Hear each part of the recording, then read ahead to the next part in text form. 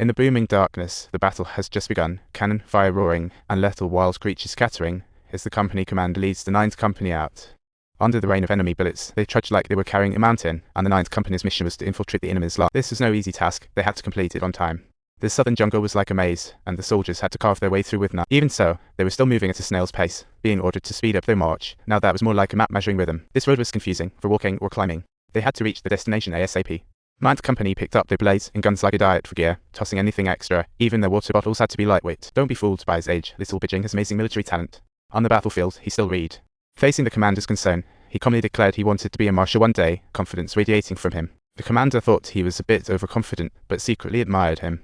By dawn the next day, soldiers reached the intended position, but the little soldier who cared for the instructor perished in the charge.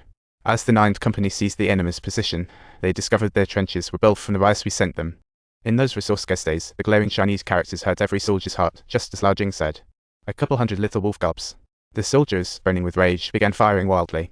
With each shot fired, the cruelty of war was evident. The cunning enemy cut all water supplies, and the soldiers were parched and unable to continue. Upon mentioning the sugarcane fields located down the hill, the instructor offered to chop some sugarcane, but was promptly and firmly halted by Lao Jing in his tracks.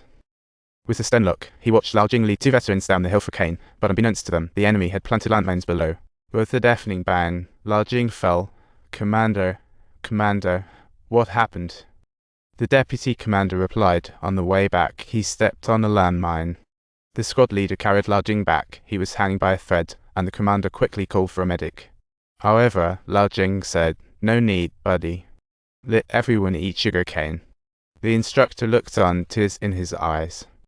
The commander was heartbroken, his beloved comrade was slipping away just like that. Lao Jing couldn't fall in the charge, but his death inspired everyone. The soldiers replenished their water and plunged back into battle. On the enemy mountain top stood a lively stronghold, and despite their efforts, the soldiers couldn't break it. Little Bidging volunteered to hold a rocket launcher to blow it. They reached the foot of the mountain, and when Little Bidging aimed and pulled the trigger, it turned out to be a blank. It was still a blank.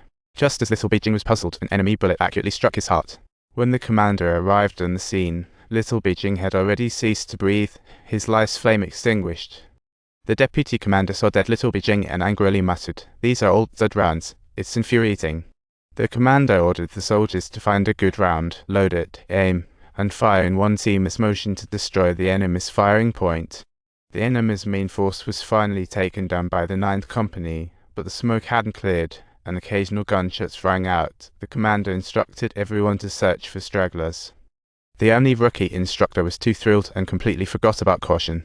Turning back, the commander had saved him once more. Filled with gratitude, he whispered the commander's name, but received no reply whatsoever.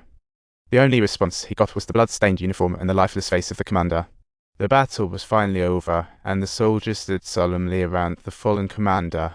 War always takes the noblest of lives. The instructor gazed at the commander for the last time, feeling a surge of unnamed fury in his heart. At that moment, the commander's body stirred a tidal wave of anger within him. He pulled out a piece of paper, thinking it was a letter home, only to find it was a bill. It recorded the total amount of $620 that he owed for his father's medical treatment. As he gazed upon the bill stained with blood, the instructor's tears started flowing uncontrollably, overflowing with emotion. At that moment, he finally understood why the commander always smoked and why he patched his old shoes repeatedly. Carefully putting away the bill, the instructor realized this was the commander's hometown, Yamen Mountain. Tender Yuxi had just finished chopping wood and opened the door, feeling an uneasy atmosphere. Her mother-in-law's teary eyes revealed the entire truth to her.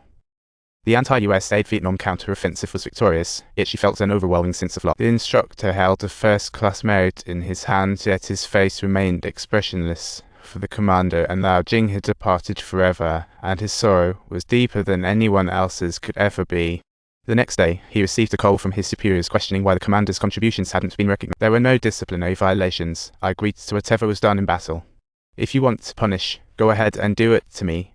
Commander, if the merit isn't recognized for the commander, then none of our achievements count. Either there's no point in explanation.